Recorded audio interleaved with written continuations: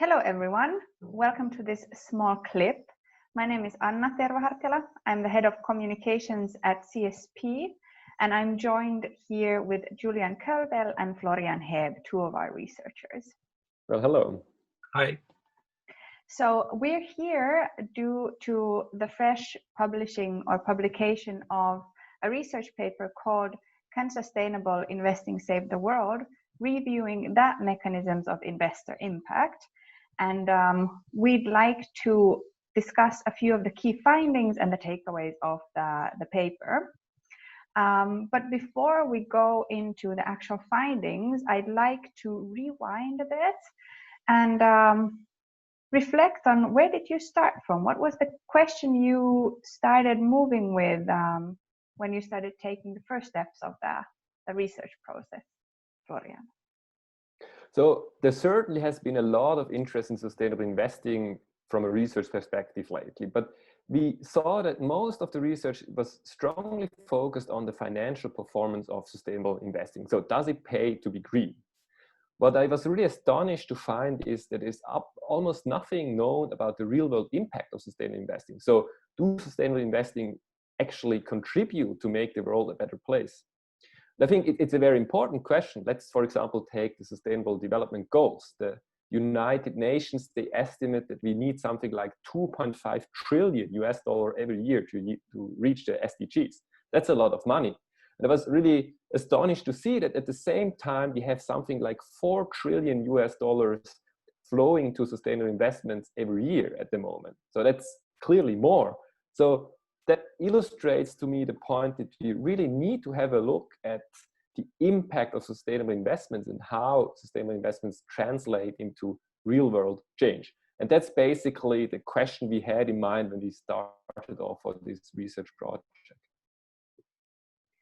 And now with the research project, maybe not done, but it has received or met a significant milestone. What are the key findings, Julian? Yes, so the paper now is a literature review of what is already known. And we sort of scavenged everything we could find to sort of answer these important questions. And what we can report is that there are different mechanisms how investors could have impact. And for instance, first one, the engagement, where investors enter into a dialogue with investee companies.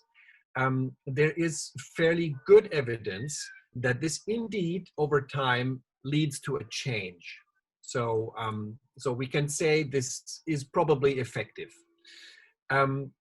Second, something where we have found good evidence is that investors can accelerate the growth of companies that are doing something sustainable, but need external capital to realize this.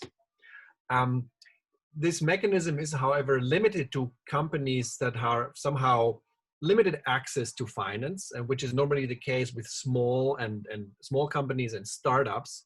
It probably does not work for larger companies that have established financing relationships. And third, it's a really important mechanism where investors, they screen their portfolio, screen out certain companies they don't want to have in there, ESG integration. So this is very, very prominent, a lot of assets invested in this way. And there we can say, well, there are theoretical models that predict some sort of effect on first on prices and then on actually the companies, how they might change. But it is not clear at this point how relevant this effect is empirically. So at this point, we cannot really confirm that this is something that works. And it certainly warrants further attention because it's possibly very important. But that's where we stand. That's kind of the level of evidence we see so far. Knowing this level of evidence, Florian, what are some of the challenges investors face? Where does it go wrong? So I think one of the key insights that we gained during our research process is that the impact of an investor, your impact as an investor, is not about what you own, it's about the change you cause. So here we differentiate between company impact, so the impact a given company has on people on the planet, and investor impact. So investor impact is what you as an investors cause in the company, how you cause the company's impact to change. And a common pitfall we see is that investors strongly focus on their portfolio, what's in there, and how green their portfolios are. So a heavy focus on company impact. So let's, for example, if you don't like the fossil industry, so many investors react that they kind of exclude fossil companies from the portfolio, kick these stocks out.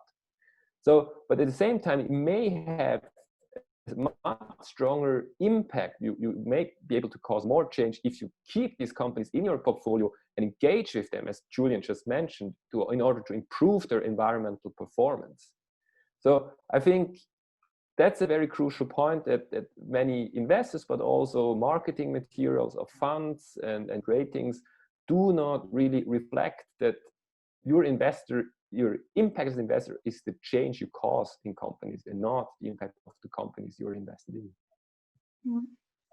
When the two of you started this, or the whole research team started the research project, the world looked quite different, and there was very little knowledge about COVID-19 that would hit us this year in the new decade. How has the new situation and the economic crisis the globe is faced with changed the weight or importance, or let's say weight and relevance of the findings of your research? Julian. Yes, well, you're certainly right that many things have changed. So I wouldn't be doing the interview in this room probably. But also, while many things have changed, I think many things have stayed the same. It's just not that visible. So in many ways, I think our findings stay relevant or even have more relevance. If you think, for example, of the Sustainable Development Goals that Florian mentioned, they are still valid goals, and these objectives, clean drinking water for everyone, stopping climate change, ending hunger, and so forth, they are still very important objectives. And if anything, this COVID-19 crisis is a major setback. So it will be important to actually redouble efforts, once we've dealt with this crisis, to avoid the next one. So the pressure is still on, I would say. And secondly, now during this crisis, there are a number of investors who are wondering, well, how could I contribute as an investor to solutions here? And I think also in this case, the findings of the paper apply. The question is then, how do I do this, and how do I do it most effectively?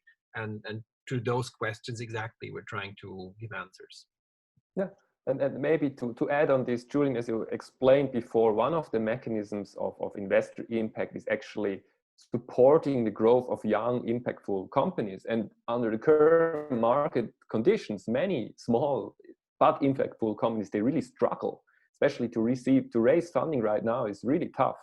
So I think even more than ever here, investors can play a crucial role in order to really support the growth of these companies, help them managing the current crisis, being patient, and enable these solutions of tomorrow to be developed by small companies.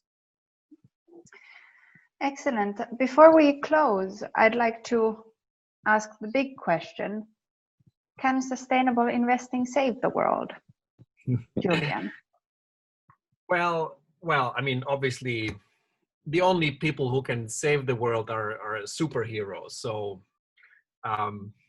well, maybe staying in that analogy, sort of sustainable investing is not Superman. So no, it's not going to save the world single-handedly.